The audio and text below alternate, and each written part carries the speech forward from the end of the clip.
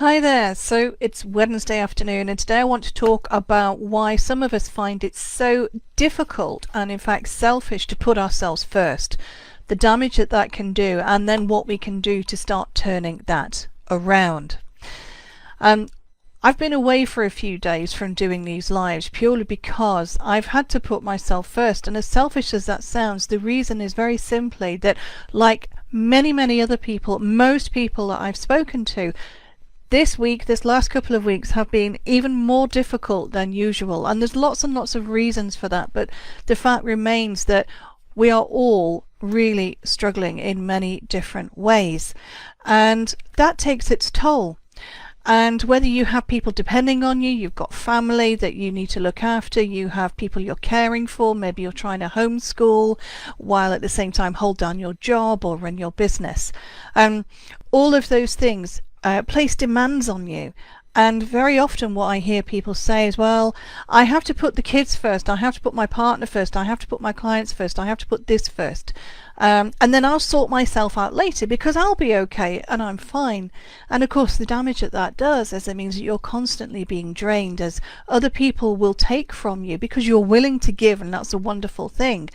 But you end up being drained, you're exhausted, and there's just nothing left in the tank after a while. And I wonder if you've ever been on an aeroplane where you've had the safety briefing at the start of the flight and they say, when the oxygen mask drops down, stick it on your face first. Yeah, and then you can start helping others, and they really insist that you put your own on first before you help others. And the reason is obvious. If you're at 35,000 feet and the cabin loses pressure, you're going to pass out pretty soon, and the risk is death. So if you're faffing about trying to help someone else before you've helped yourself, the chances are that you would both not come out of that situation as you might like. And it's a really great analogy for dealing with the stress of life as we know it at the moment.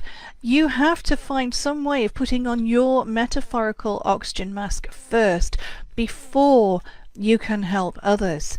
And there's lots and lots of different ways of doing that. In my conversations in the last week or two with either friends or people that I'm working with or colleagues, a number of things have come out. One lady decided now is the time to put the lock on the bathroom door so that she actually can have a bath uninterrupted and make that her oxygen mask.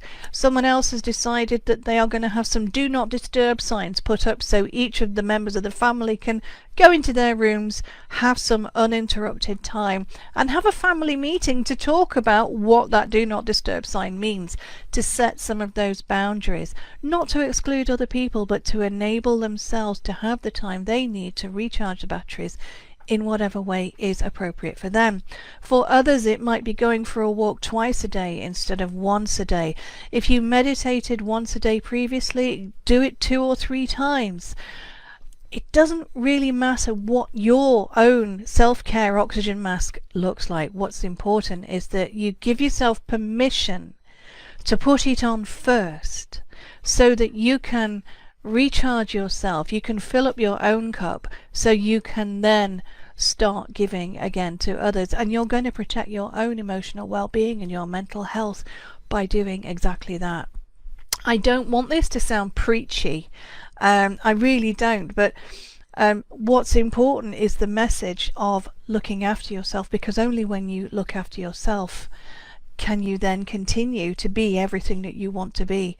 I mean, we can talk about managing limitations and all of the expectations that are on us another time, because of course that's another issue. When we're still expecting ourselves to do everything right, everything perfectly, it's just not going to happen, is it, at the moment, given the difficulties we're facing. But for now, think about, what does your oxygen mask look like?